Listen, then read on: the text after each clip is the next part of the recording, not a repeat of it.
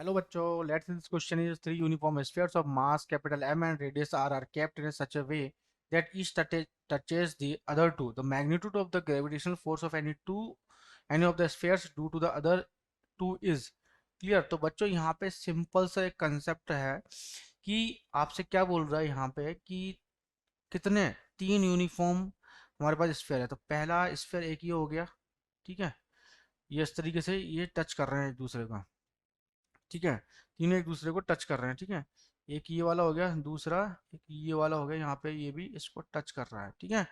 और थर्ड वाला क्या हो जाएगा, ये भी यहाँ पे ये टचिंग कर रहा है इस तरीके से, ठीक है। तो ये तीनों क्या कर रहे हैं, एक दूसरे को टच कर रहे हैं। तो बच्चों यहाँ से इसकी जो रेडियस है, सॉरी, इसकी रेडियस क्या है यहाँ से, ए रेडियस यहाँ से है, तो ए रेडियस इसकी भी है, तो क्या जाएगा टोटल। तो यहाँ भी कुछ ऐसे ही सिचुएशन बनेगी, यहाँ भी कुछ ऐसी ही सिचुएशन बनेगी। तो इसको बोलते हैं कौन सा पॉइंट, जैसे ओ पॉइंट मान लेता हूँ, दिस इज ए और दिस इज बी।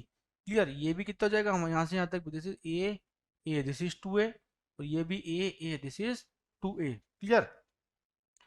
तो बच्चों यहाँ क्या होगा एक्चुअल में, तो ये वैल्यू मेरे पास क्या, दिस इज टू ए है ना, ये भी टू है। तो इसको मैं साइड में बना देता हूँ, दिस इज ओ, ये मेरे पास ए पॉइंट, दिस इज टू ए, इसके बीच में दिस इज बी, ठीक है, ये भी टू ए, और यहाँ से यहाँ तक इस तरीके से ये अदर टू को टच कर रहा है, ठीक है। तो दिस इज टू ए, तो ये हो जाएगा मेरे पास ओ। तो बोल रहा है कि फोर्स ऑन, अब हमें क्या निकालना है कि ये बोल रहा है the magnitude of the gravitation for any other two spheres due to the other two. मतलब ये वाला पकड़ लेते हैं हम, ओ वाले को, इस पर फोर्स लग रहा है, इस पर फोर्स लग रहा है, इसके थ्रू फोर्स लग रहा है। तो force on A due to A, तो ये हो जाएगा F O A. F O ए क्या हो जाएगा, this is force on A due to A. और एफ ओ बी क्या हो जाएगा, फोर्स ऑन बी, क्योंकि अदर टू से पूछा है, तो force on B, force on on A, sorry ये थोड़ा सा, फोर्स ऑन ए नहीं है, ये फोर्स ऑन ओ है, ठीक है। तो ये हो जाएगा आपका क्या, force on O due to A, और force on O due to B, ठीक है। ये दो कंडीशन होगी। अब मुझे यहाँ पर देखना है कि अच्छा इसके थ्रू ए पर देख रहे हैं फोर्स, ये ए पर, क्योंकि यही तो फोर्स लगा रहे हैं इस डायरेक्शन में, ठीक है। तो क्या हो जाएगा, ये रिपल्सन होगा इस तरीके से। तो इसका एक नेट डायरेक्शन, नेट जो है यहाँ पे एक फोर्स निकलेगा मेरे पास इन दोनों का नेट, जिसे मैं बोलता हूँ एफ नेट, ठीक है। तो सबसे पहले बात करते हैं एफ ओ ए और एफ ओ बी की वैल्यू निकालो पहले। तो एफ ओ ए क्या हो जाएगा, एफ ओ ए हो जाएगा हमारे पास, जैसे G M one M two upon R square होता है। तो एम, इसका भी मास एम है और इसका भी मास एम है, तो जी एम स्क्वायर अपॉन कितनी डिस्टेंस है बीच में, दिस इज टू ए का होल स्क्वायर, तो ये हो जाएगा four a square. Clear, this is equation number one.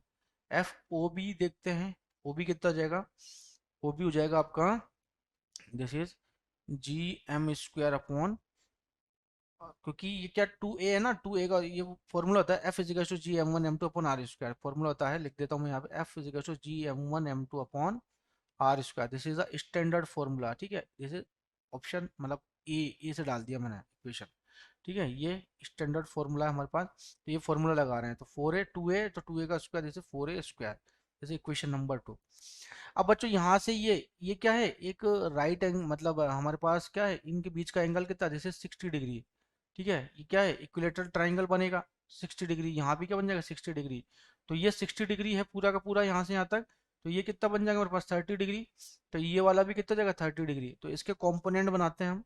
तो इसके कंपोनेंट क्या बनेंगे बच्चों, तो ये हो जाएगा आपका, जो एक तो कंपोनेंट बनेगा O A, this is F O A cos 30 degree.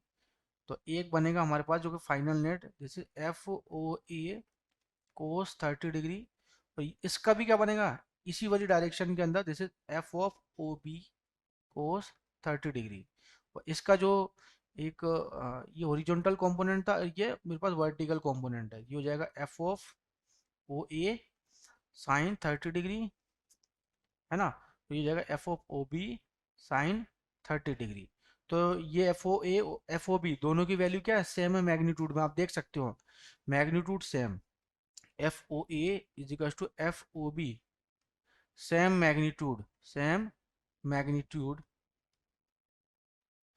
But opposite direction, तो एक दूसरे से क्या करेंगे, कैंसिल आउट हो जाएंगे, तो ये कैंसिल आउट हो गया इस वाले से, ठीक है। तो मेरे पास रिजल्टेंट क्या निकला, एफ नेट जो रिजल्टेंट निकला कितना होगा, F O A cos 30 degree plus F O B cos 30 degree. तो दोनों देखो इक्वली तो है, ओ इज इक्वल टू, तो कितना हो जाएगा, F net is equal to, F net is equal to जाएगा, ये एफ नेट की वैल्यू क्या हो जाएगी, ये हो जाएगी हमारे पास, this is F O A cos 30 degree कितना हो जाएगा यहाँ पे, तो G M square on 4a square cos 30 degree कितना हो जाएगा, √3/2, ठीक है। प्लस ये हो जाएगा this is G M square upon 4a square, ये भी कितना हो जाएगा, जैसे √3/2, ठीक है, √3/2। तो क्या हो गया यहाँ पे, टू टू टाइम्स हो गया, two is equal to two into √3/4 GM² by a² root 2 times हो गया, क्लियर है। और √3/2 तो नीचे आ ही रहा है, तो 2 से 2 यहाँ पे क्या हो जाएगा, कैंसिल आउट। तो फाइनली आंसर क्या जाएगा, जैसे √3/4 GM² by a², this is our final answer. तो ऑप्शन कौन सा मैच कर रहा है, option number is our correct answer. तो बेस्ट ऑफ लक बच्चों।